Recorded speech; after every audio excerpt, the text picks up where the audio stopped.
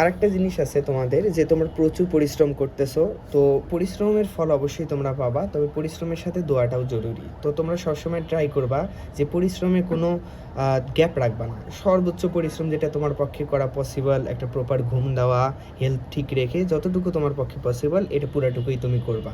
পাশাপাশি সবার কাছে দোয়া চাবা, কারণ দোয়া আর পরিশ্রম দুইটাই কিন্তু ভাগ্য পরিবর্তন করে। তো তোমার এইচএসসি পরীক্ষা তুমি দিবা, এখানে যদি সামহাও তুমি অসুস্থ হয়ে যাও বা প্রপারলি লিখতে না পারো, এগুলো তোমার জন্য অনেক পেইনের কারণ হবে। তো সবার কাছে দোয়া চাবা যেন তোমার জন্য খুবই ভালো রেজাল্ট হয়, আর তুমি যতটুকু পরিশ্রম করছো ততটুকু ফল যেন তুমি পাও।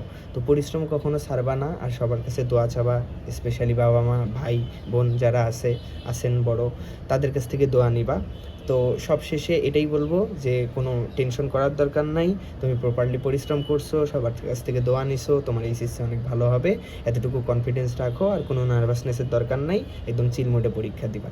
ভালো থাকো।